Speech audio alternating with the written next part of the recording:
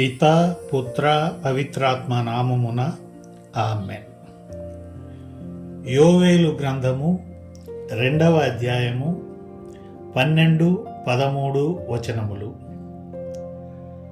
ప్రభువు ఇట్లనుచున్నాడు, ఇప్పుడైనను మీరు పూర్ణ హృదయముతో నా చెంతకు మరలి రండు. ఉపవాసముతోనూ సంతాపముతోనూ ఏడ్పులతోనూ నా వద్దకు తిరిగి రండు.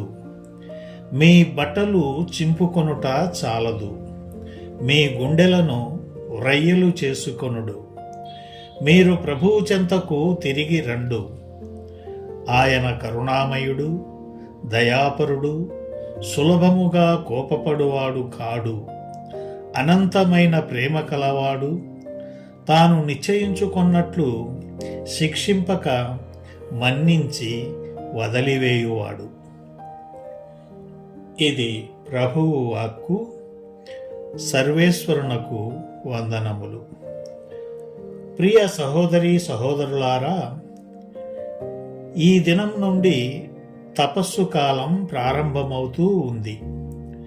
ఈ తపస్సు కాలంలో తమ ఆత్మీయ జీవితాలను నూతనపరుచుకోవడానికి దీక్షలు, ఉపవాస ప్రార్థనలు, కుటుంబ ప్రార్థనలు, దాన ధర్మాలు మొదలైన ఆధ్యాత్మిక కార్యక్రమాలను ఈ తపస్సు కాల 40 దినములందు ఆచరించవలసి ఉంటుంది.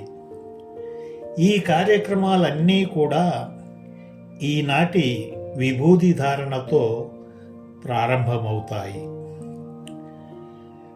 క్రైస్తవ క్రమశిక్షణలన్నింటిలోకెల్లా అతి శక్తివంతమైన ఆధ్యాత్మిక క్రమశిక్షణ ఉపవాసము. ఉపవాసముండి ప్రార్థించుట ద్వారా పవిత్రాత్మ దేవుడు మన జీవితాలను రూపాంతరపరుస్తాడు.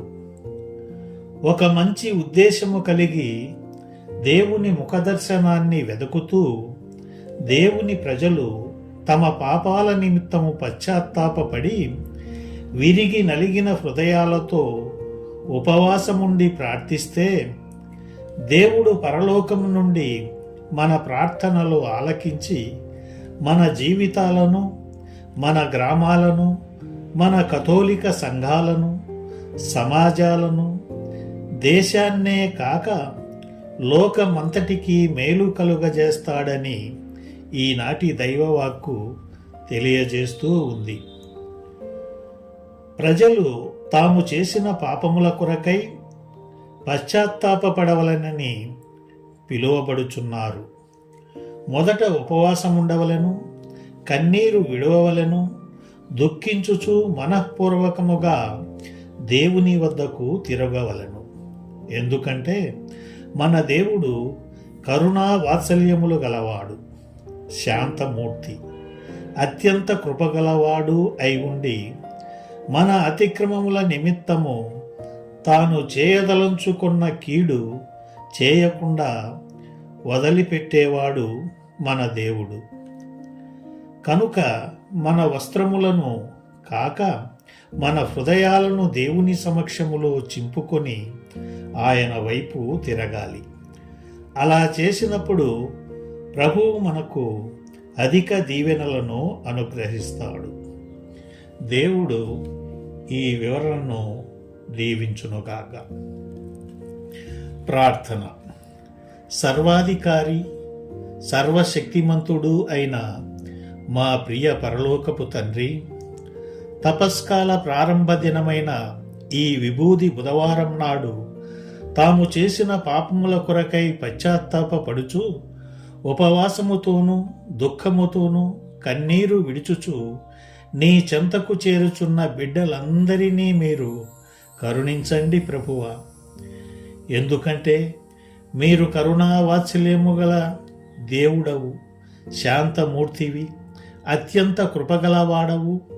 ఈ తపస్కాల దినాలలో ప్రతి బిడ్డ మారు మనస్సు పొంది నిన్ను స్వంత రక్షకునిగా అంగీకరించు భాగ్యమును ప్రసాదించండి తండ్రి.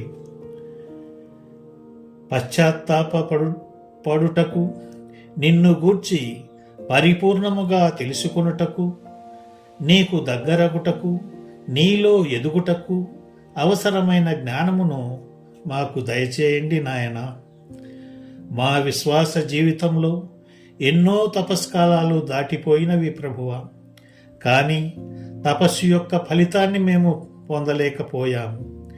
ఈ తపస్సు కాలంలోనైనా విడిచిపెట్టవలసిన వాటిని విడిచిపెట్టి, హత్తుకొనవలసిన వాటిని హత్తుకొని సరికొత్త జీవితాన్ని ప్రారంభించగల భాగ్యమును మాకు దయచేయమని ప్రార్థిస్తున్నాము తండ్రి.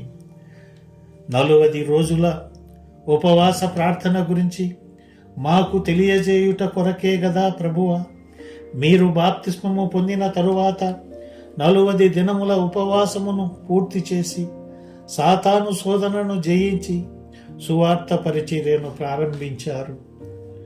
మోషే అన్నపానీయములు ముట్టక పరిపూర్ణ ఉపవాసము ద్వారా 40 రాత్రులు 40 పగళ్ళు మీతో గడిపినందువలననే గదా ప్రభువా మా జీవితాలు నైతిక మార్గములో పయనించుటకు అవసరమగు 10 ఆజ్ఞలను మీరు ప్రసాదించారు.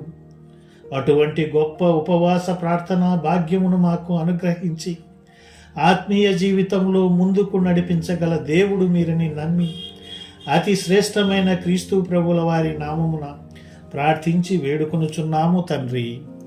ఆమేన్.